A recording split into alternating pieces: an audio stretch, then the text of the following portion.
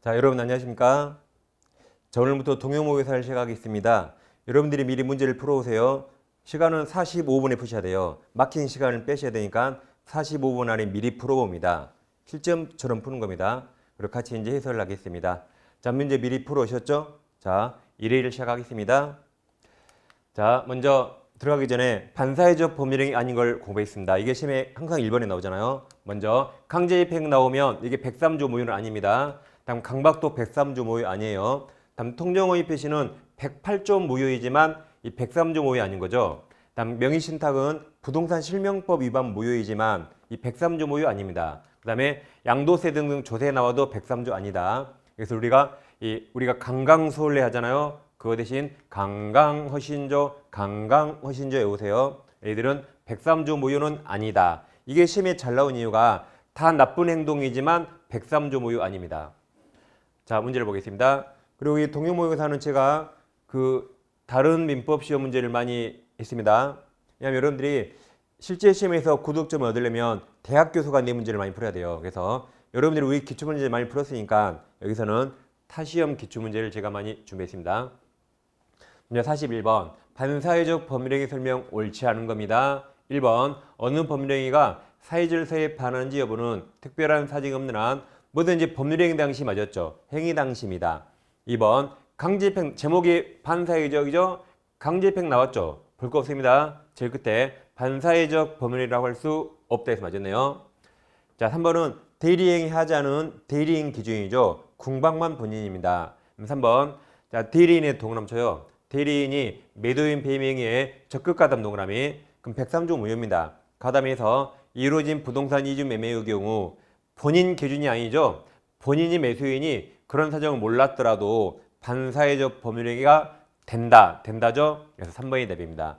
대리행위 하자는 대리인 표준입니다. 본인이 아니에요.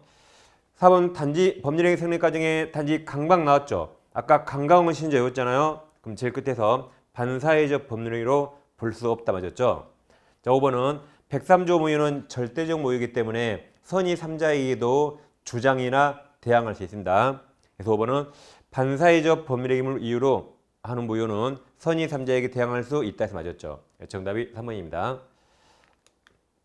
그 다음 우리가 비진입 표시를 잠깐 볼 텐데, 자, 비진입 표시에서 이 진이란 특정한 내용의 의사표시를 하고자 하는 표의자의 생각을 말한 것이고, 표의자가 진정 마음속으로 바라는 게 아닙니다. 따라서 진정 마음속에서 바라지 않았더라도 당시 상황에서 최선이라고 판단했다. 이걸 진이라고 대법원이 판시합니다.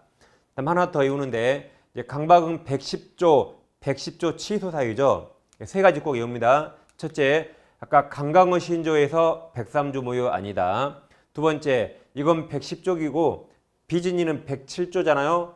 서로 다릅니다. 그래서 이건 비진이 표시 아니다. 여긴 110조, 107조 완전히 다릅니다.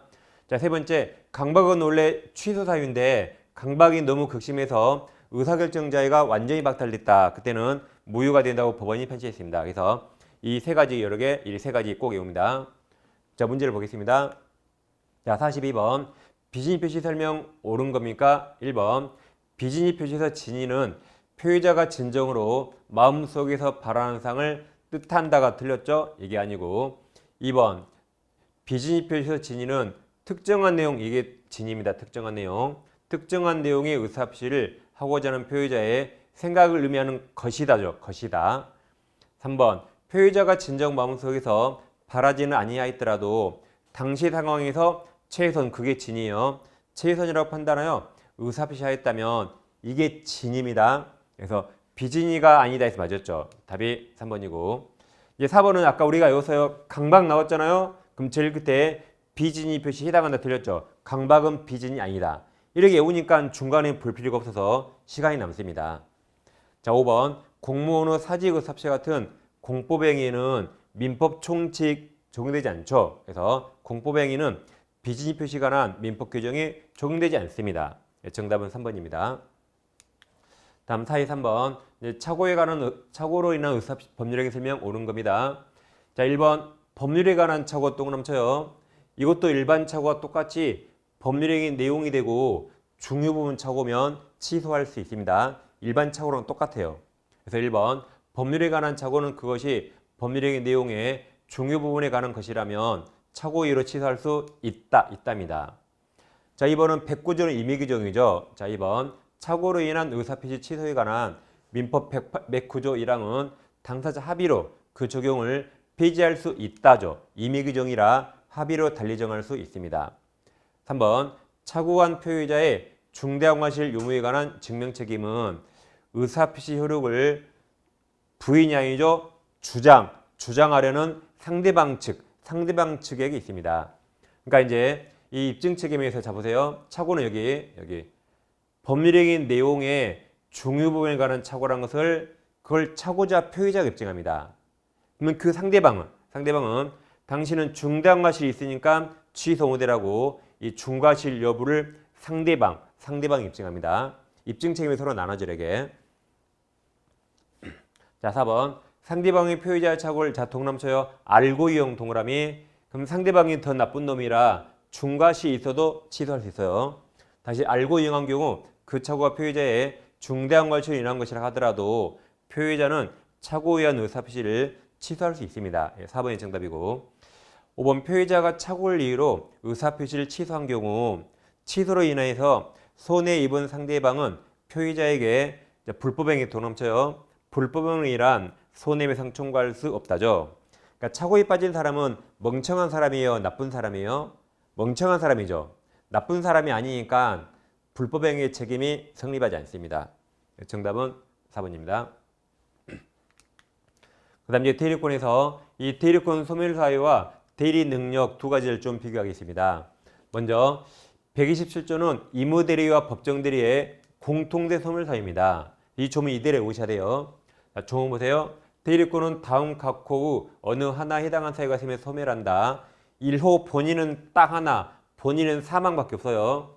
2호 대리인은 세 가지네요. 대리인은 사망, 성년 후견 개시. 그러니까 한정 후견 없어요. 한정 후견 없다. 그래서 이거 이대로 오세요. 이렇게 본사, 대사성 바이오요. 다시 본사, 대사성 바이오입니다. 이건 대리권 소멸한다. 그런데 이제 대리 능력은 117조인데, 자, 대리인은 기본적으로 의사 능력이 있어야 됩니다. 이것도 없다면 행위가 무효가 되기 때문에. 그럼 행위 능력이 필요한가? 117조에서 요하지 않는다 그랬어요. 그 말은 제한 능력자도 대리인 될 수 있습니다. 그래서 미성년자 될 수 있어요. 피한정 후견인 될 수 있어요. 피성년 후견인도 될 수 있다. 왜냐하면 자기가 책임지지 않으니까. 따라서 이 제한 능력자가 한 대리 행위는 완전 유효입니다. 법정 대리인 동의 없더라도 할 수 있어요. 법정 대리인 동의 없더라도 그 행위는 완전 유효니까 이 대리 행위를 뭘 이유로? 그 제한 능력을 이유로 본인이든 법정 대리든 취소할 수 없습니다. 완전 유효니까 그 누구도 제한 능력을 이유로 취소할 수 없다. 그럼 약간 이 두 가지가 상충돼 보이는데, 자, 이 127조와 여기 117조는 출발점이 다릅니다. 이쪽은 우리가 대리권을 부여한다면 보통 정상인, 능력자에게 대리권 주겠죠. 그래서 여기는 첫 출발이 이자가 능력자예요. 근데 그 능력자에게 상태가 안 좋아지면 대리권 소멸한답니다. 근데 여기는 처음부터 능력이 없는 걸 알고 뽑았어요. 처음부터 능력이 없는 걸 알고 뽑았다. 그럼 그걸 이유로 취소하면 안 되겠죠. 그래서 여기는 첫 출발점이 능력자가 능력이 없어진 것이고, 여기는 처음부터 능력이 없던 자입니다. 출발이 서로 다르다. 두 개 헷갈리면 안 되겠습니다. 자, 문제를 보겠습니다. 44번. 임의대리에 관한 설명은 옳지 않은 거죠. 1번. 고난을 정하지 않으한 대리인은 대리 목적물에 대해서 모든 계량이 아니죠. 예, 계량은 성질이 표현하지 않는 범위 내에서 이용행위나 계량행위 할 수 있습니다. 2번. 대리권은 그 권한의 부수에서 필요한 한도에서 상대방 의사표시를 수령할, 동그라미 쳐요. 수령 대리권 동그라미. 말하면 듣기도 해야겠죠? 이걸 당연히 포함하는 건 전칙입니다. 3번 뭐든지 명시, 묵시 가능하죠? 숙권행위도 묵시적 할 수 있습니다.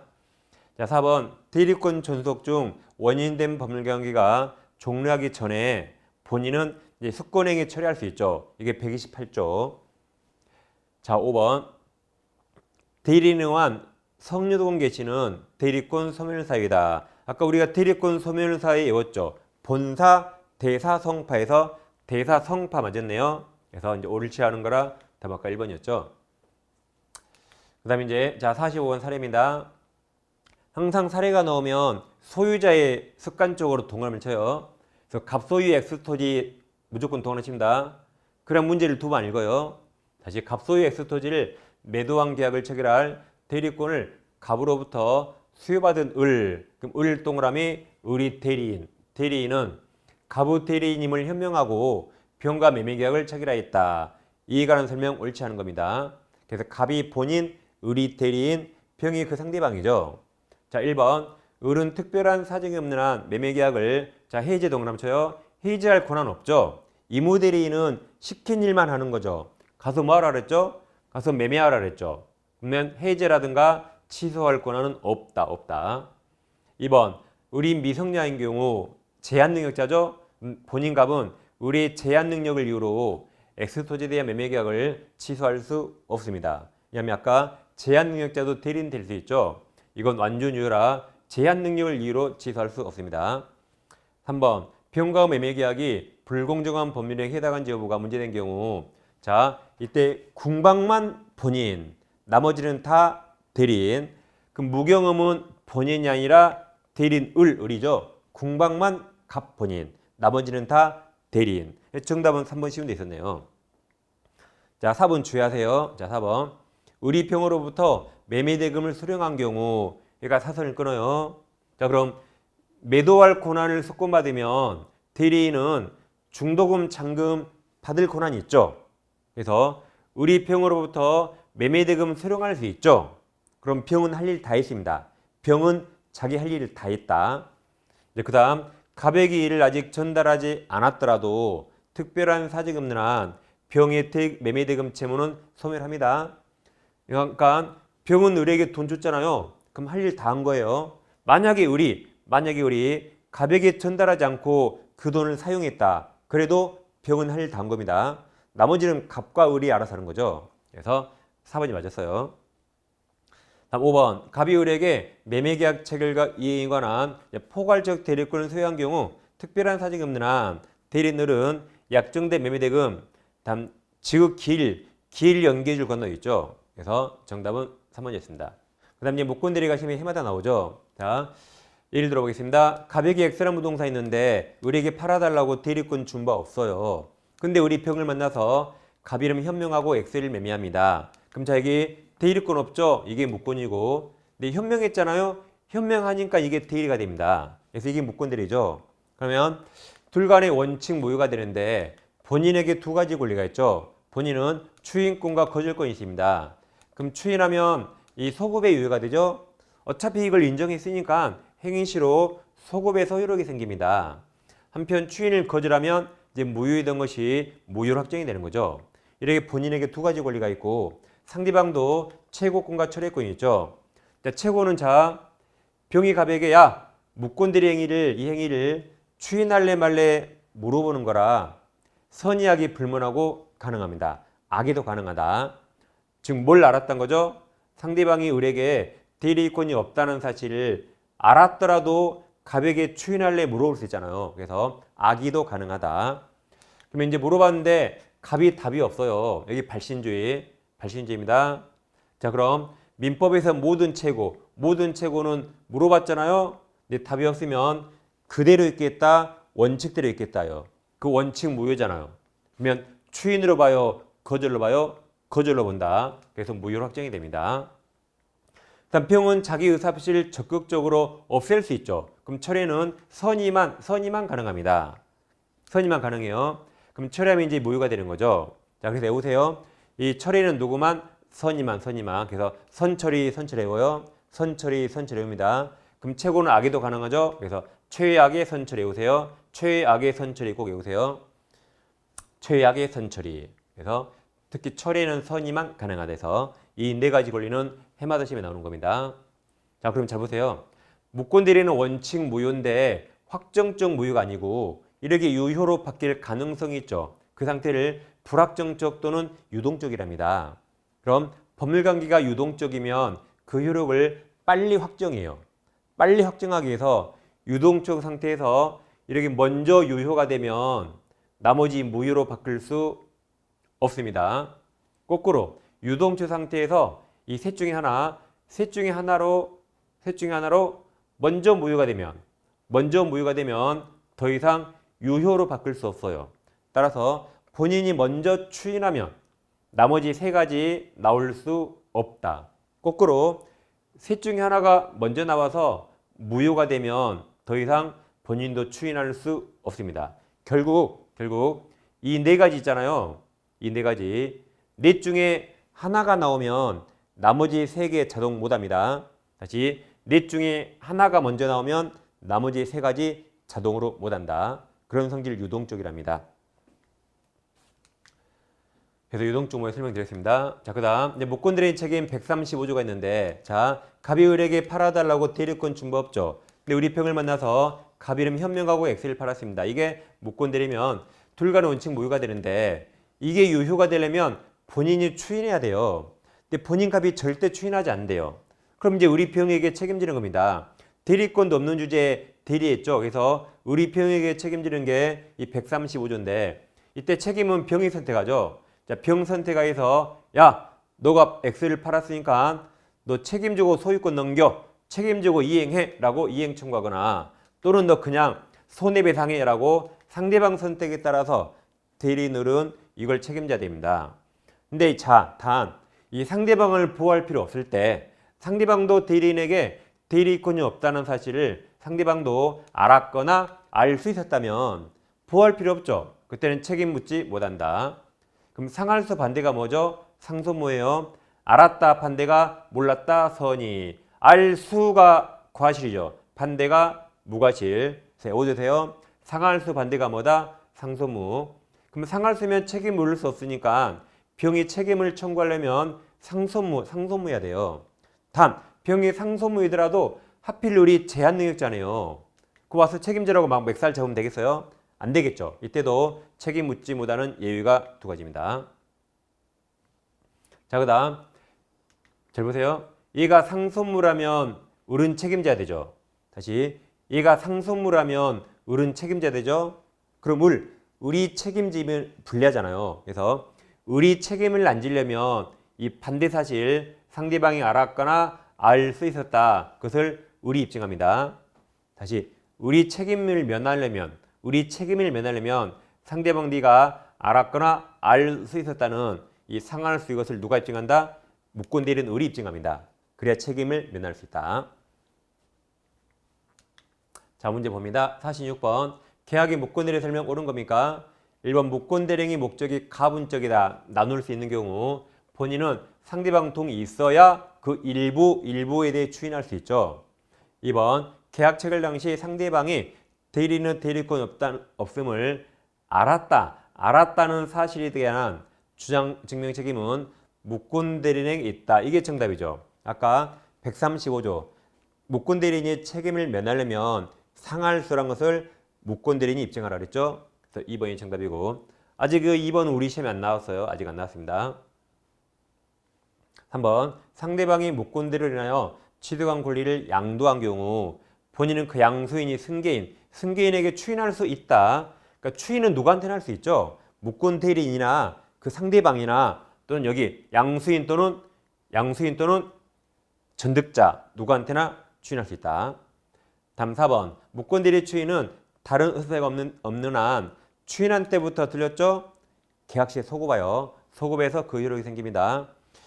5번 계약 체결 당시 대리인은 묻건대리 사실을 알 수 있었던 상대방은 최고권 행사할 수 있다죠. 아까 최고는 악의도 할 수 있다. 최악의 선처리. 최고는 악의도 가능하다. 그래서 이 2번 판례 알아두세요. 아직 우리 시험 안 나왔습니다. 다음 47번 법률행위 무효 설명 옳은 겁니다. 1번 법률행위 일부분이 무효이면 원칙 전부 무효죠. 전부 무효가 원칙이다. 137조. 자, 2번도 아직 우리 시험 안 나왔어요. 2번도 알아둡니다. 2번도 체크. 아직 우리 시험에 안 나왔어요. 자, 2번 의사한 무능력을 이유로 법률행위가 무효인 경우 의사한 무능력자는 그 다음 자, 다 틀렸고 현존이익 반환입니다. 현존이익 반환.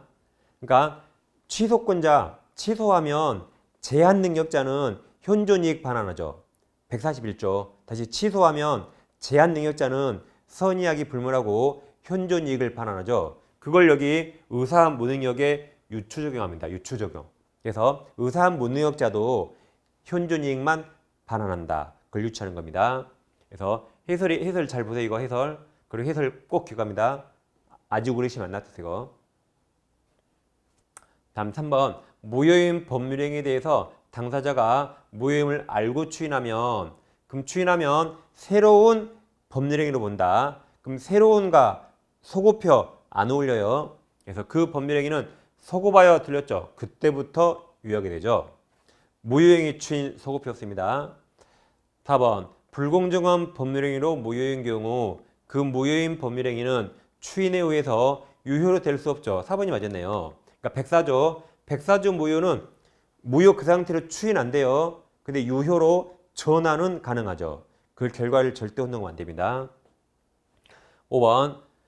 아까 예상한 거 나왔죠. 반사회적 법률로서 무효인 경우 그 무효로 선의 3자에게 대항할 수 있다. 이 무효는 절대적 무효라 선의 3자 보호되지 않습니다. 그래서 선의 3자에게도 대항이라 주장할 수 있다죠.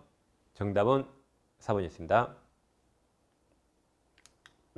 다음 48번. 법률행위 취소에 관한 설명 옳지 않은 겁니까? 1번. 제한 능력을 이유로 법률행위가 취소되면 제한 능력자는 이제 선이익이 불문해요. 선이익이 똑같아요. 그 행위로 인해 받은 이익이 현존하는 한도에서 상환할 책임이 있다. 잘 보세요. 그래서 이게 141조인데 이 141조를 아까 잘 보세요. 앞으로 갑니다. 이 141조를 아까 여기 의사한 무능력에 유추해요. 그래서 의사한 무능력도 받은 이익 전부가 아니라 현존 이익만 반환한다. 그게 대법원 판례입니다. 다시 잘 보세요. 지금 뭐가 똑같은 게 아니에요. 지금 여기는 제한 능력이죠. 여기. 그럼 제한 능력은 부당이득 반환할 때 현존 이익만 반환하죠. 이 141조를 어디에 유추한다? 의사한 무능력에 유추 적용해서 여기도 현존 이익만 반환한다. 그렇게 말씀드렸습니다. 그 다음에 이제 자 동그라미 2번. 자 이것은 눈만 크게 뜨면 돼요. 자 취소권은 잘 보세요. 추인, 인이 몇 글자 인 몇 글자야 써봐요. 하나, 둘, 셋이라 3년 내에. 다음 법률행위 한 날 법자가 몇 글자야 법자 빨리 써보세요. 몇 글자인가? 1, 2, 3, 4, 5, 6, 7, 8, 9, 10에서 10년 맞았어요. 10년. 눈만 크게 뜨세요. 이거 숫자 바꿔냅니다. 우리 시험에도 아주 많이 나왔어요. 주인, 인이 3글자. 법이 10글자 하면 됩니다. 이런 것 때문에 틀리면 아주 눈물 납니다. 정말. 다음 3번. 취소할 수 있는 법률행위는 추인에 의해서 유효로 확정이 되는 거죠. 4번. 취소된 법률행위는 처음부터 소급하에 맞아요. 소급 무효가 되죠. 5번. 미성년자가 한 법률행위는 그가 단독으로가 법정들인 동의 없이 유효하게 취소할 수 있죠. 왜냐하면 미성년자가 한 법률행위는 자기가 취소하면 무효가 되기 때문에 책임질 일이 없어집니다. 따라서 법정들인 동의 없이 단독으로 취소할 수 있다. 그리고 140조 취소권자의 제한 능력자라고 명시되어 있습니다. 그래서 단독으로 취소할 수 있답니다. 정답은 5번이 되겠습니다. 다음 이제 조건기한 내용을 잠깐 보겠습니다. 자, 여기 오른 판례가 있는데 갑의 계획서가 있는데 을과 임대차 계약이 있습니다. 그럼 이제 임대차가 끝나면 자 을은 목적물을 반환하고 임대인 갑은 보증금을 반환해야겠죠. 근데 갑이 그럽니다. 내가 보증금을 반환해야 되는데 내가 돈이 없으니까 이걸 제3자에게 임대차예요. 이 부동산을 제3자에게 임대차해서 그자에게 받은 보증금으로 을에게 준다 그랬어요. 이해됩니까? 다시 임대차가 종료되면 을은 목적물 반환, 임대인 갑은 보증금 반환해야 되죠. 근데 갑이 뭐라 그랬다고요? 이걸 제3자에게 다시 임대차해서 그자에게 받은 보증금을 을 당신에게 반환하겠습니다. 그럼 잘 보세요. 이런 일이 발생하면 보증금 을에게 준다 그랬는데 자 이런 일이 발생할 게 확실합니까? 불확실합니까? 이게 발생한다는 보장이 없죠. 평생 임대 못할 수도 있죠. 그러잖아요. 이게 만약에 불타버렸다. 그럼 평생 임대 못하죠. 그래서 이런 일의 발생이 불확실합니다. 그래서 이렇게 불확정한 사실이 발생한 때, 이렇게 제3자에게 임대차한 때, 이 말이 불확정한 사실이 발생한 때, 그때를 우리에게 보증금을 반환하는 이행 기한으로 정했어요. 근데 다행히 제3자에게 임대했네요. 그런 사실이 발생하면 바로 우리에게 보증금 줘야겠죠. 근데 아까처럼 이 부동산이 불타버렸다. 그러면 이런 일 발생이 불가능하죠. 그때도 갑은 우리에게 보증금 줘야 돼요, 안 줘야 돼요? 줘야겠죠. 이런 일이 발생할 게 불가능해지면 여러분이 우리라면 빨리 가서 돈 받아야겠죠. 그래서 이런 일이 발생하든 불가능하게 되든 그때 다 갑은 우리에게 보증금 줘야 됩니다.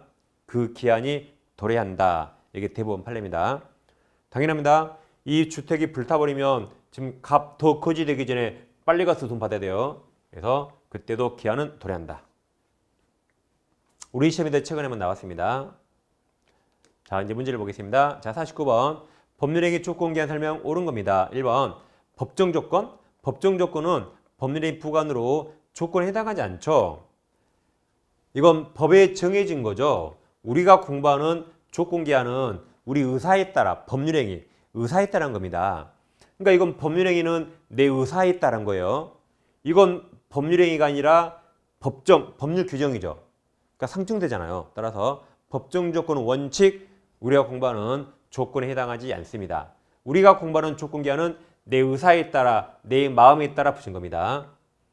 2번, 채무 면제와 같은 단독행위는 자, 조건 붙일 수 있죠. 그러니까 원래 단독행위는 조건과 기한 붙일 수 없는데 이런 채무 면제는 돈 갚지 마.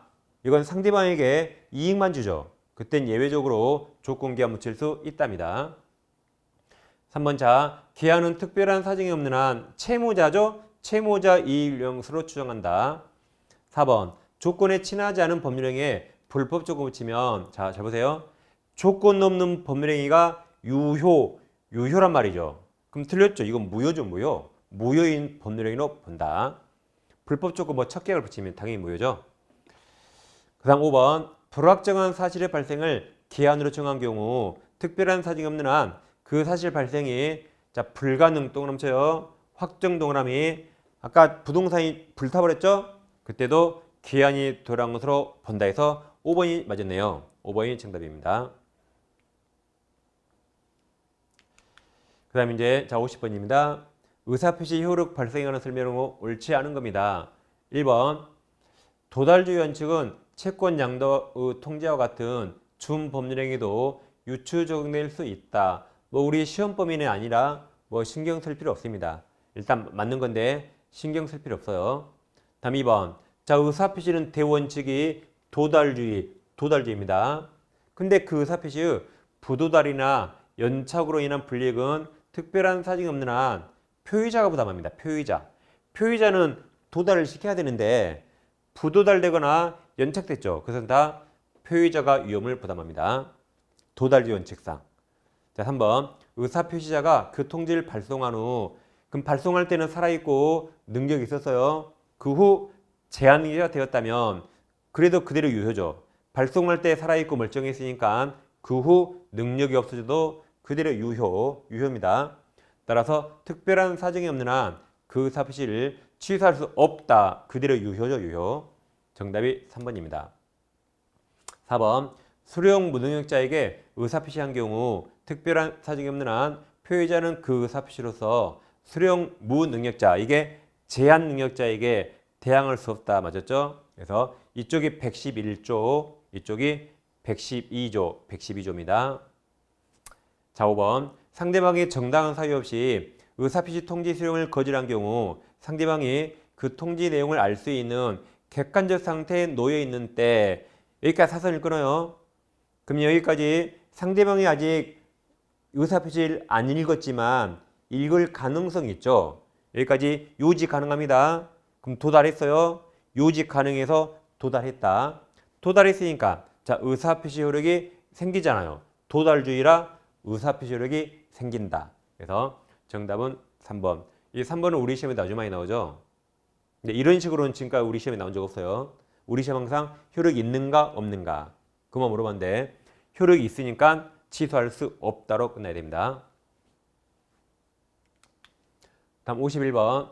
자, 이건 시험범위 아니라 볼 필요 없다고 제가 여기다 꺼놓은 겁니다. 우리 시험범위 아니에요. 그러니까 일단 실제 시험에도 시험범위 아닌 지문이 나옵니다. 우리가 처음 보는 게 나와요. 근데 그런 건 대부분 정답과 아무런 상관없습니다.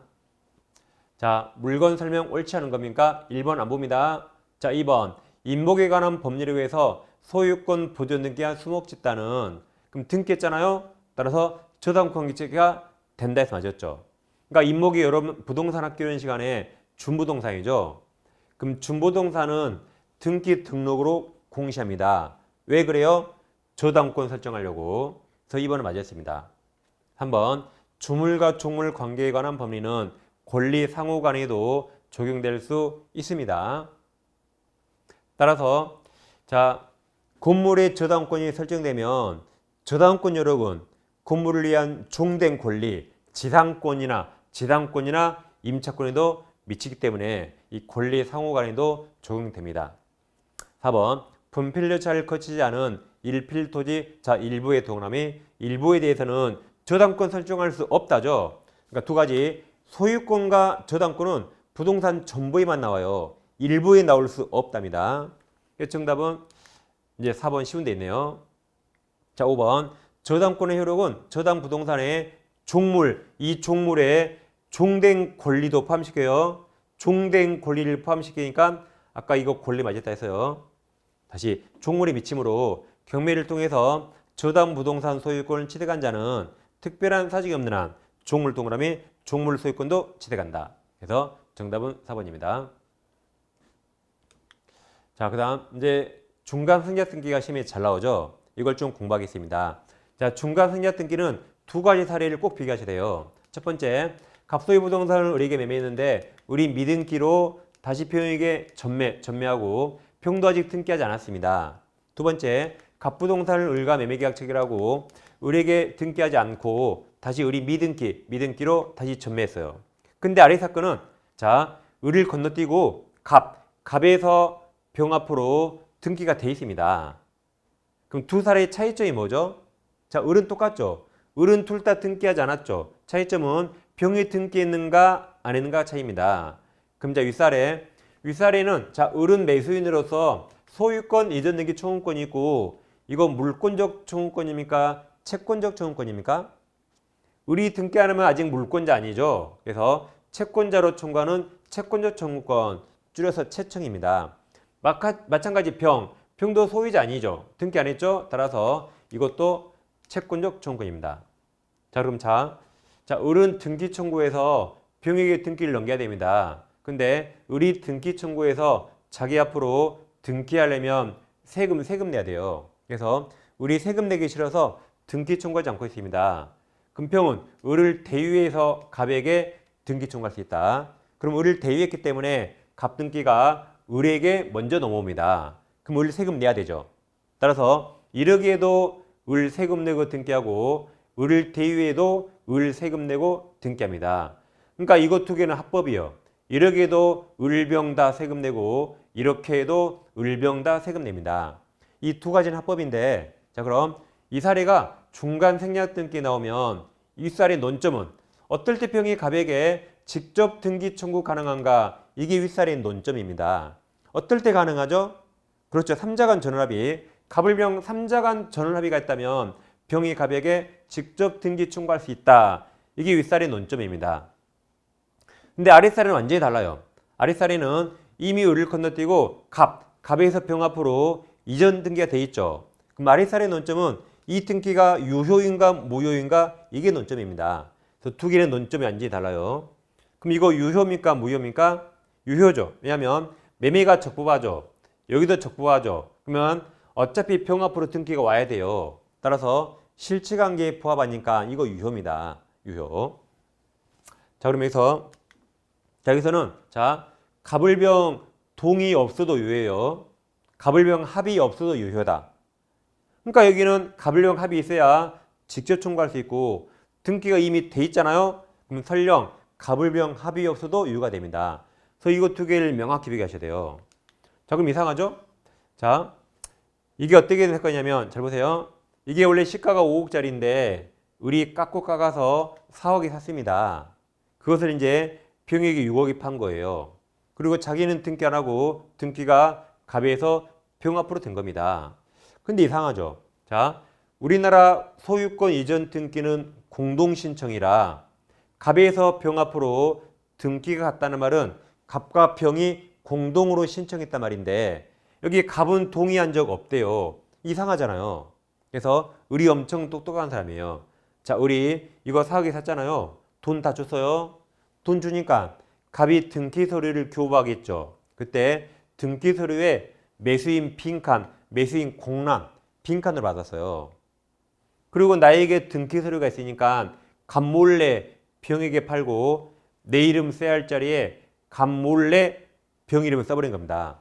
그러니까 갑도 몰래 등기가 갑에서 병 앞으로 이렇게 이루어진 거죠. 그래도 어차피 병으로 와야 되니까 여기는 합의 없더라도 등기 유효입니다. 유효. 그래서 여기 두 개를 명확히 비교하셔야 돼요. 단 여기도 만약에 제 X가 토지거래 허가구역이다. 그때는 효력 규정이 아니라 그때는 무효입니다. 이거 무효. 그렇지 않는 한 원칙 유효. 자, 그럼 우리 시험이니까 여긴 논점이 딱 두 개예요. 원칙 합의 없어도 유효. 단 허가구역 무효. 그러니까 여기서는 오지선다가 나올 수 없으니까 여기랑 시험을 같이 내야 돼요. 여기. 자, 그럼 잘 보세요. 자, 3자간 합의했더라도 여전히 다 이거 유효해요. 이렇게 해야 을도 세금 내거든요. 그래서 3자간 합의했더라도 여전히 이거 다 가능하다. 이렇게 해야 을이 세금 내니까. 따라서 3자간 합의가 있더라도 매매계약 유효 그리고 등기초용권 소멸하지 않는다. 그걸 합의했더라도 여전히 병은 을을 대의할 수 있답니다. 그 다음 합의했더라도 매매계약 여전히 유효니까 갑과 을이 매매대금을 인상할 수 있어요. 그럼 인상하면 매수인이 인상분을 줘야겠죠. 안 주잖아요. 그럼 갑은 동시에 돈 안 주면 등기 안 넘기는 거죠. 따라서 합의 후 매매대금을 인상했는데 매수인 을이 인상분을 주지 않으면 갑은 을이오든 병이오든 등기를 거절할 수 있답니다. 동시함 요건. 그래서 논점이 이쪽이 더 많습니다. 자, 이제 문제를 풀어보겠습니다. 일단 하나 더 볼게요. 죄송합니다. 여기서 이제 이쪽에. 자, 이제 현재 을이 이쪽이에요. 이쪽. 을이 병에게 등기청구권 있죠. 을이 병에게 등기청구권, 채권이 있는데 그 채권을 병한테 양도합니다. 양도하고 그 사실을 채무자 갑에게 알려줬어요. 그러면 양수인병이 갑에게 직접 이렇게 등기 청구할 수 있을까요? 다시 상황 이해됩니까? 이쪽 사례요. 을이 갑에게 갖는 게 채권적 청구권이니까 채청. 그 채권을 병한테 양도하고 그 사실을 내 채무자 갑에게 통지해줬어요. 그럼 양수인병이 이제 갑에게 직접 등기 청구할 수 있는가? 그러니까 찍지 마시고. 자, 지금 여기 병 등기해서 안 했어요.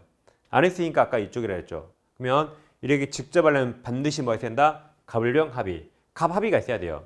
갑 합의 있어야 됩니다.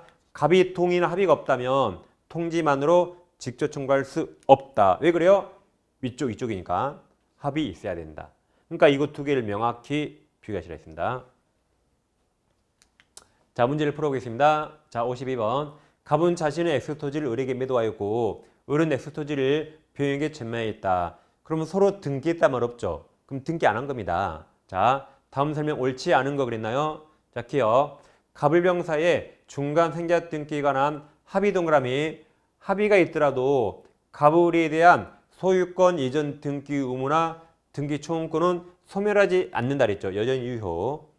니은. 을의 갑에 대한 자, 동그라미 쳐요. 소유권 이전 등기 초용권 동그라미 씁니다. 채권. 아까 채청이잖아요. 이 채권 양도는 갑에 대한 통지만으로 들렸죠. 만으로 대형은 생기지 않아요. 갑의 동의나 승낙이 있어야 된다. 아까 통지만으로 안 된다고 했잖아요. 아까 이쪽에서 저기 앞그림. 자, 딕은 갑을령 사이에 중간 생략등기가는 합의가 없다면 중간 생략등기가 동그라미 쳐요. 이루어져서 동그라미. 그러면 합의가 없더라도 이루어지면 유효였죠. 아래 그림. 합의가 없더라도 이루어지면 유효. 단 허가구역 무효. 아래 그림이에요. 그래서 이루어져서 실체관계에 포함하면 그 등기 유효다. 허가구역이 아니기 때문에. 그럼 정답 나왔나요? 정답은 4번 나왔죠? 자, 리을에서 리을. 갑을령 사이에 중간 생략등기가 합의가 있은 후 갑을 간의 특약으로 매매대금을 인상한 경우 갑은 자 가로쳐요. 가로 인상된 매매대금의 미지급을 이후로까지 가로 금평에 대한 소유권 이전 등기 의무행을 거절할 수 있습니다. 왜 그래요? 돈 못 받으면 등기 안 넘기는 거죠. 그래서 정답은 틀린 거라 4번입니다. 그 다음에 이제 등기 추정률 좀 보겠습니다. 자, 그냥 등기는 보통 이전 등기를 말합니다. 그럼 등기부에 어떤 사실이 기재가 되면 공무원이 잘 알아서 했겠지라고 추정해 줍니다. 그리고 뭔가를 추정받으면 그 사실 스스로 입증할 책임 없습니다. 따라서 등기 명의인은 등기부에 기재된 사실을 스스로 입증할 책임 없어요. 단 죽은 사람이 등기할 수 있나요? 안 되게 사망자 또는 허무인. 허무인이란 지구상에 존재한 적이 없다. 뭐 이티가 없어 등기하나요? 그래서 사망자 명의나 허무인 명의로 신청한 등기는 이건 무효입니다. 이것은 추정력 없다. 이런 살아있는 정상적인 사람이 한 등기가 추정되는 겁니다. 예를 들어서 갑소유 부동산의 등기 자 을 앞으로 매매를 원인으로 이전 등기가 돼 있어요. 그럼 지금 누가 소유자로 추정되죠? 을이죠. 을이 소유자로 추정됩니다. 근데 갑이 그래요. 야, 너 등기 무효지? 라고. 을은 나 유효인데 그럼 누가 입증해야 돼요? 을이 등기 명의라 을은 내 등기가 유효하다고 입증할 책임 없어요. 을과 다투는 상대방이 갑이죠. 갑이 이게 무효라고 입증해야 됩니다. 그 말은 갑에게도 등기 추정력 원용하거나 주장할 수 있습니다. 그럼 갑을 네 글자로 뭐라 그래요? 갑을 네 글자로 전소유자. 이걸 일곱 글자로 뭐라 그래요? 이걸 일곱 글자. 소유자랍니까? 그게 아니고 권리변동 당사자 또는 물권변동 당사자랍니다. 한 글자로 갑. 그러게 다시 나왔어요. 우리 전소유자에게도 추정력 주장할 수 있다. 자, 근데 보세요. 근데 이게 갑남이고 을료입니다. 갑남, 을료. 갑남이 을료를 계속 쫓아다녀요. 막 여자 화장실까지 따라와서 야, 너 무효지? 너 무효잖아. 사실대로 말해봐. 세상에 화장실을 쫓아요. 얼마나 쪽팔려요? 우리 한마디 했습니다. 야, 예전엔 너가 나 좋아할 때 사실 나에게 증여했잖아. 근데 증여세가 비싸니까 매매라고 등기한 거잖아. 넌 나 누군지 몰라 라고 등기 원인과 다른 원인을 주장했어요. 근데 오래전 일이라 이게 인정되지 않습니다. 그럼 을의 등기 추정력 깨져요, 안 깨져요? 안 깨져요. 왜 안 깨져요? 입증은 갑이어야 됩니다.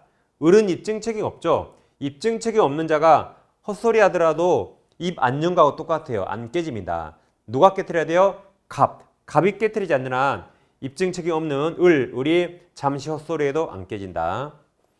비교하면 되자.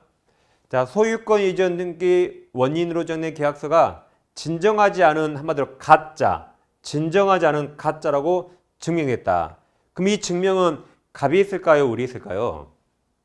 설마 을이 내 계약서가 가짜라고 증명했을까요? 갑이 한 거죠. 그럼 방금 갑이 입증하라면서요. 그럼 갑이 다 입증해버렸네? 그때는 을 추정력 깨진다. 그래서 누가 입증해야 되는가? 갑입니다. 갑. 입증 책임 없는 등기 명의자가 뭔가를 주장해도 안 깨진답니다. 자, 문제를 풀어보겠습니다. 53번. 등기 관한 설명 옳은 겁니까? 1번. 본등기와 물권변동 효력은 자, 물권변동이죠. 가등기가 아니라 본등기한 때부터 발생한다. 그래서 가등기한 때 소급하여 다 틀렸습니다. 2번. 등기가 자 동그라미 쳐요. 원인 없이 말소 동그라미. 그럼 네 글자로 불법 말소. 네 글자로 뭐다? 불법 말소. 그럼 두 글자로 유효예요. 말소가 잘못된 거라 등기는 유효. 살아있네. 쓰세요. 유효입니다. 유효니까 그 회복 등기가 맞춰지기 전이라도 유효예요. 전이라도 말소된 등기의 등기 명의는 유효잖아. 유효니까 적부한 권리자로 추정됩니다. 그래서 정답이 2번입니다. 외우세요. 원인 없이 말소 두 글자로 유효. 3번 합의자가 그 지분을 포기 동그라미 포기는 법률행위라 등기해야 되죠. 그래서 등기하지 않더라도 틀렸죠. 등기해야 된다. 4번 매매로 인한 소유권 이전 등기에서 동그라미 쳐요. 등기 명의자가 동그라미 그럼 등기 명의자 입증 책임 있어요? 없어요? 없다. 그럼 안 깨진다. 뒤에 깨진다 틀렸어요. 다시 등기 명의자 동그라미 치죠. 명의자가 등기 원인을 증인으로 주장 동그라미 그러면 누가 주장했죠? 등기 명의자가 주장했죠. 그래도 안 깨진다. 5번 사망자 동그라미 쳐요. 그럼 추정력 없어요? 없다. 자, 5번 사망자 명의로 신청하여 이루어진 이전 등기는 특별한 사정이 없는 한 등기 추정력이 인정되지 않으므로 등기 유효 추정력 없으니까 유효를 주장하는 자가 현재 실체관계에 부합하는 것을 증명해야 된다. 추정되지 않으니까 그 자가 증명하란 말이죠. 그래서 완전히 다 틀렸네요. 이 5번 어떻게 고칠 수가 없어. 완전히 다 틀렸다. 정답은 2번. 외우세요. 원인 없이 말소 유효. 다음 54번입니다. 자, 점유자 회복 정의 설명 옳지 않은 겁니까? 2번은 우리 시험 범위 아니에요. 우리 시험 범위 아니다. 자, 먼저 1번. 선의 점유자는 점유물의 과실을 취득하죠. 법에서 취득하라 그랬어요. 따라서 부당이득 반환 의무가 없다. 3번. 악의 점유자는 그가 소비한 과실 대가를 보상해야 되죠. 4번. 그의 책임 있는 사이로 점유물을 멸실훼손한 선의 타주 점유자는 손해 전부 맞았죠. 선이면서 자주, 선자, 선의 자주만 현존이익, 나머지는 전부 손해 전부 배상입니다. 자, 5번 과실을 취득한 점유자. 자, 선의 여기 보세요. 1번 선의 점유자는 과실을 취득할 수 있죠. 여기서는 선의니까 과실을 취득했습니다. 그가 지출한 비용 전부가 틀렸죠. 과실 취득한 자는 통상필요비는 청구할 수 없다죠. 그래서 5번이 틀려 정답입니다. 다음 55번. 주의 토지 통행권에 설명 옳지 않은 겁니다. 1번이 토지 분할 및 일부 양도 경우 무상 동그라미 무상 주의 토지 통행권에 관한 민법 규정은 포위된 토지 또는 피통행지의 다시 동그라미 쳐요. 특정 승계인 동그라미 이자에게는 무상이 적용되지 않죠. 이자는 유상으로 바뀐다. 2번 주의 토지 통행권은 이를 인정할 필요성이 없어지면 소멸합니다. 3번 기존 통로가 있더라도 당해 토지 이용이 부적합하여 실제로 통로로서 충분한 기능을 하지 못하고 있다면 인정됩니다. 4번 통행지 소유자는 주의 토지 통행권자 동그라미 그럼 잘 보세요. 이 통행지 소유자는 누구에게 돈을 받아요? 이 통행권자에게 돈 받습니다. 누구에게 손해보상을 받아요? 이 통행권자에게 한 달에 5만 원 그에게 손해보상 받아요. 그럼 다시 4번 통행지 소유자는 주의 토지 통행권자 허락을 얻어서 사실상 통행한 자에게 그 손해보상 청구할 수 없습니다. 왜 그래요?